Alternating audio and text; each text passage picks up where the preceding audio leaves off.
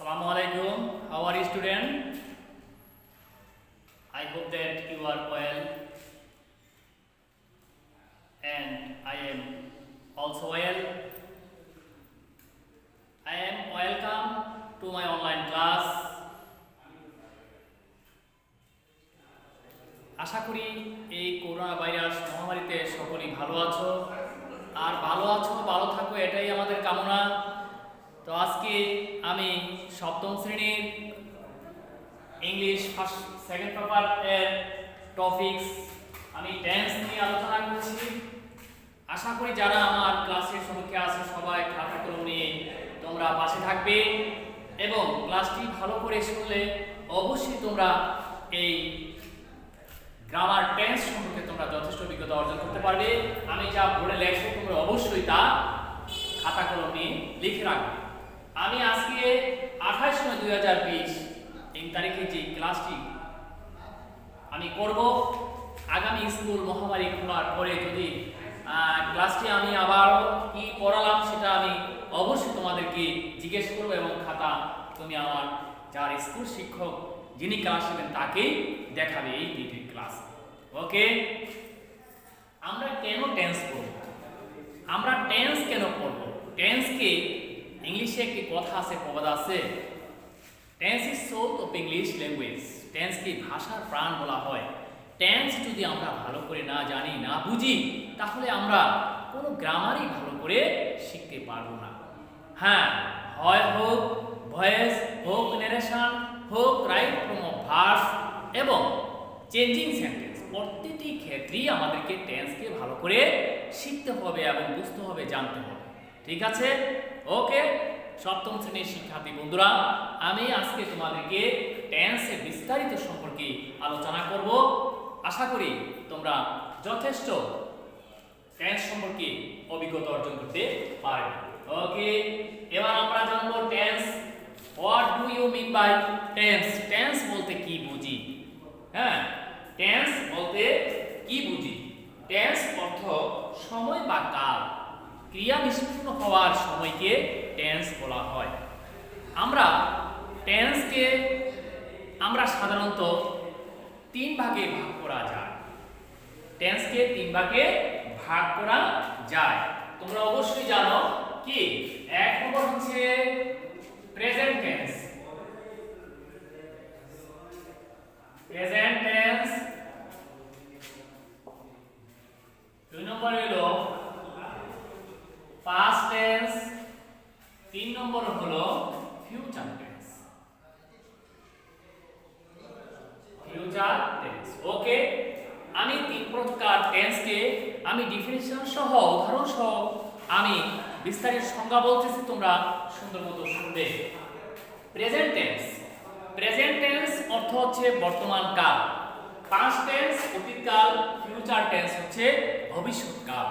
তাহলে আমরা present tense কাকে বলে আমরা শিখব।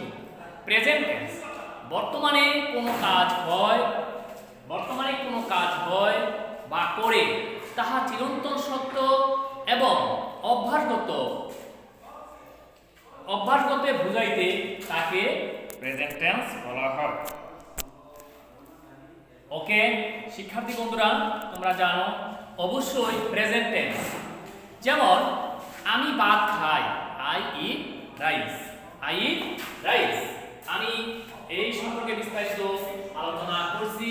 প্রেজেন্ট টেন্স কোন কাজ বর্তমানে হয় বা করে তা অভ্যাসগত, চিরন্তন সত্য, ঐতিহাসিক কোনো ঘটনায় বুঝাইতে সেখানে প্রেজেন্ট টেন্স ব্যবহৃত হয়। ওকে বন্ধুরা, যেমন আমরা বলি, যেমন আমি ভাত খাই, I eat rice. I eat rice. I eat rice, এটা হলো একটা। আবার হি ইটস রাইস। এবং the sun rises in the east, তাহা চিরন্তন সত্য। অবশ্যই এই চিরন্তন সত্য যখন বুঝাবে তখনও প্রেজেন্ট টেন্স ব্যবহৃত হবে। ওকে শিক্ষার্থী বন্ধুরা, এবার আমরা আসি পাস্ট টেন্স। পাস্ট টেন্স কি আমরা বুঝি সাধারণত ভাবে পাস্ট টেন্স অতীতকালে। পাস্ট টেন্স কে আলোচনা করতে গেলে আমরা দেখব পাস্ট টেন্স। পাস্ট টেন্স তার মানে অতীতকাল।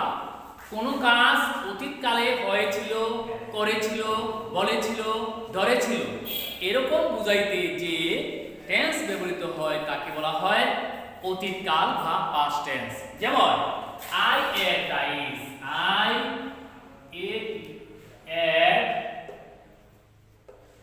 ate rice। তারপরে হচ্ছে he wrote a letter, ওকে। এবার আসো, আমরা দেখেছি যে he wrote a letter, সে একটি চিঠি লিখেছিল। ইহা অতীতকালে কোনো ঘটনা করেছিল, সে একটি চিঠি লিখেছিল, সে ভাত খেয়েছিল, আমি ভাত খেয়েছিলাম, সে চিঠি লিখেছিল এরকম বুঝাইতে যে টেন্স ব্যবহৃত হয় তাকে বলা হয় পাস্ট টেন্স বা অতীতকাল। এবার আমরা আসব অবশ্যই ফিউচার টেন্স। দেখো ফিউচার টেন্স কি হয়। ওকে শিক্ষার্থী বন্ধুরা, future tense, future tense, future tense হলো ভবিষ্যৎকাল। ভবিষ্যতে কোনো কাজ হবে, করবে, বলবে এরকম বুঝাইতে যে টেন্স ব্যবহৃত হয় তাকে বলা হয় ফিউচার টেন্স বা ভবিষ্যৎকাল। এটার एग्जांपल হচ্ছে যেমন I say,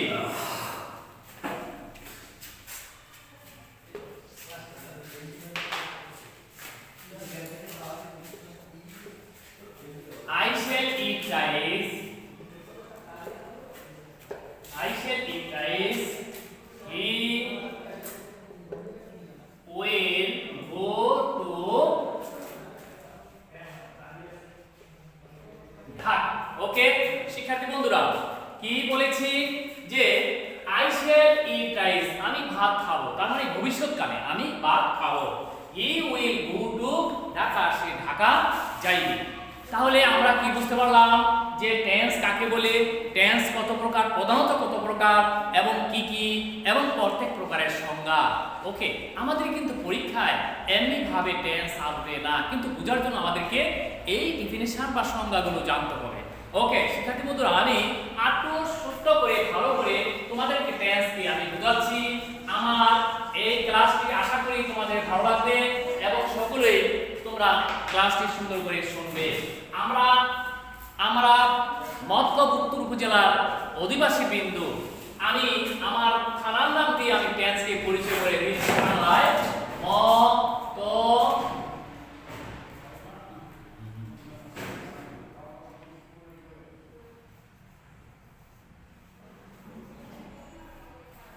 আমি মতলব, এই তিনটি, এই চারটি মতলব, চারটি অক্ষরের সাহায্যে আমি টেন্সকে আমি বর্ণনা করছি। তোমরা অত্যন্ত সুন্দরভাবে বুঝে থাকবে যে কিভাবে। দেখো আমার টেন্সকে তিন ভাগে ভাগ করা হয়, present tense, past tense, future tense. তোমরা অবশ্যই মনোযোগ সহকারে শুনবে। যদি কোনো বাংলাতে চিনবা, বাংলাতে টেন্সকে চিনার উপায়টা কি, যদি মতলব, মতলব এই তিনটি অক্ষর বাংলা বাক্যর শেষে থাকে তাহলে হবে কি পাস্ট টেন্স। বাংলা বাক্যর শেষে থাকলে হবে পাস্ট টেন্স। আর যদি কোনো বাক্যর শেষে, কোনো বাক্যর শেষে শুধু ব থাকে তাহলে হবে ভবিষ্যৎকাল বা ফিউচার টেন্স। ওকে শিক্ষার্থী বন্ধুরা, আর যদি চারটা অক্ষরের একটি অক্ষর বাংলা বাক্য শেষে না থাকে তাহলে কি হবে, অবশ্যই প্রেজেন্ট টেন্স। তাহলে আমরা কি চিনতে পেরেছি? তোমরা অবশ্যই মনোযোগ সহকারে আমার এই ব্ল্যাকবোর্ডের দিকে তাকাও, আমার ব্ল্যাকবোর্ডের দিকে তাকাও। যে আমি যদি বলি ম থাকলে, হ্যাঁ রহিম ভাত খাইয়াছিল, কোন টেন্স হবে? রহিম, রহিম ভাত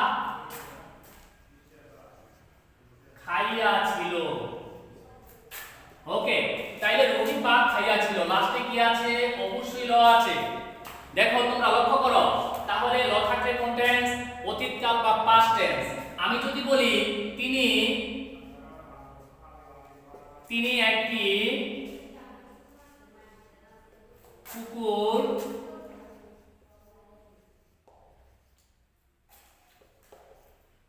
হত্যা করিল।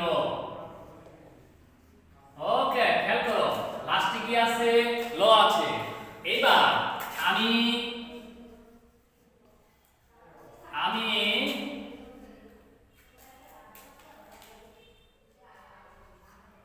বাড়ি গিয়া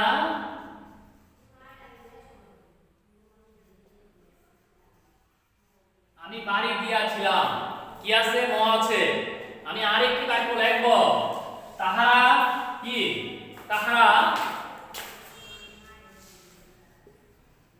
তাহারা সর্বদাই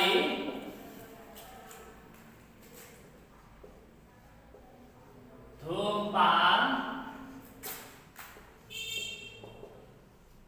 করিত।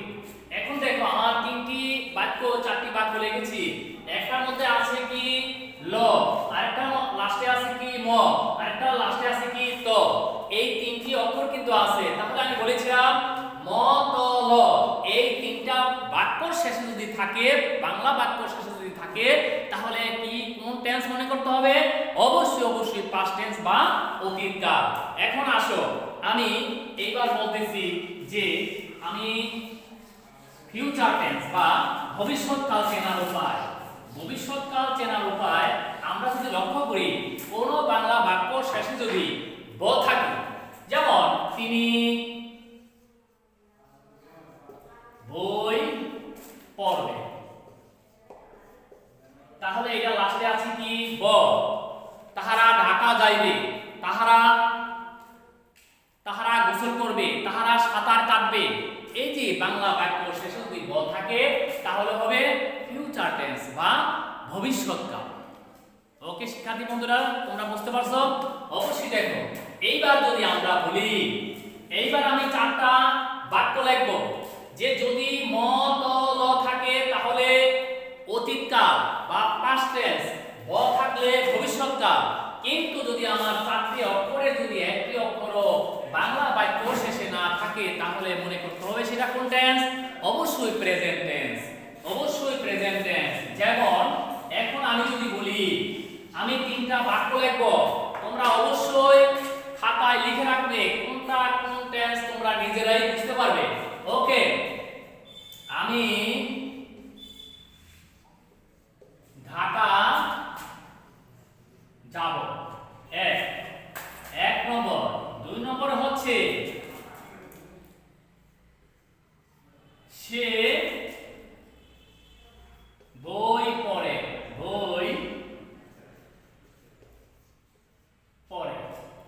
তারপরে 3 নম্বরে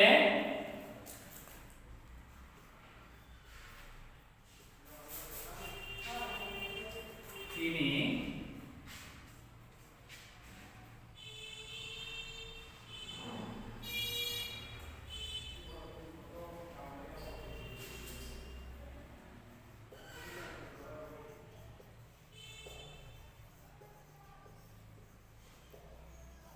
ছিল। শিক্ষার্থী বন্ধুরা, এবার লক্ষ্য করো যে আমি ঢাকা যাব, লাস্টে কি আছে? ব। আর 2 নম্বর সেন্টেন্সে আছে র, পরে। সে বই পড়ে। আর 3 নম্বর সেন্টেন্সে আছে ল। তাহলে 1 নম্বরে আছে ব, 2 নম্বরে আছে র, আর 3 নম্বরে আছে ল। এখন বলো কোন টেন্স? হ্যাঁ, তাহলে এই ব থাকলে ভবিষ্যৎকাল, র থাকলে অবশ্যই হবে কি? র থাকলে যেহেতু আমার চারটার মধ্যে নেই, সেহেতু এটা হবে প্রেজেন্ট টেন্স। আর ল যেহেতু আছে লাস্টে, সেটা হবে কি? অবশ্যই ল, ম, ত, ল, ব। এই তিনটা উপরে একটা থাকলে পাস্ট টেন্স। ওকে শিক্ষার্থী বন্ধুরা, বুঝতে পারছো? বাংলায় টেন্স কে চিনার উপায় এই মন্তব্যের সাহায্যে আমি ডেফিনিশন করলাম, আমি এটা জিজ্ঞাসা করব। ওকে, এইবার আমরা আসবো যে টেন্স কে আবার প্রতি টেন্স কে, প্রেজেন্ট টেন্স কে ক ভাগে ভাগ করা হয়? প্রেজেন্ট টেন্স কে আবার 4 ভাগে ভাগ করা হয়। কি কি? 1 নম্বর present indefinite tense, present continuous tense, present perfect tense, present perfect continuous tense. Okay শিক্ষার্থী বন্ধুরা, এখন আমি বলবো ঠিক পাস্ট টেন্স কিভাবে চার ভাগে ভাগ করা হয়। Past indefinite, past continuous, past perfect, past perfect continuous tense. Okay, আবার future indefinite, future continuous tense, future perfect, future perfect continuous tense. এই 12 প্রকার টেন্স আছে টোটাল। তাহলে আমরা আজকে যেটা শিখলাম, টেন্স কাকে বলে, টেন্স কত প্রকার, কি কি মতলবের সাহায্যে কিভাবে বাংলায় আমরা টেন্সকে শিখব, এই জিনিসগুলো নিয়ে আমরা আলোচনা করলাম। আগামী ক্লাসে আমি আলোচনা করব আমরা কিভাবে প্রেজেন্ট ইনডিফিনিট টেন্সকে চিনব, কিভাবে প্রেজেন্ট পারফেক্ট টেন্সকে চিনব, কিভাবে প্রেজেন্ট পারফেক্ট কন্টিনিউয়াস টেন্সকে চিনব। Total auxiliary verb, to be verb কোনটা, বি ভার্ব কোনটা, হেল্পিং ভার্ব কোনটা, কোন টেন্সকে কিভাবে রূপান্তর করবা, টোটাল ডেফিনেশন, ব্যাখ্যা, বিশ্লেষণ নিয়ে আমি আগামী ক্লাসে আলোচনা করব। আজকে তোমরা যেটুকু দেখলে আমার মনে হয় এটুকু শিখলেই তোমরা অনেক উপকৃত হবে। তো আশা করি সবাই কিছু শিখতে পারছো এবং খাতায় লিখে রাখছো। আগামী ক্লাসে তোমরা আমার মনোযোগ দিবে ক্লাসে, এবং তোমরা ভালো থাকো এবং আতঙ্ক নয় সচেতন হন। ঠিক আছে, এই বলেই আজকে তোমরা ভালো থাকো। ধন্যবাদ, থ্যাংক ইউ।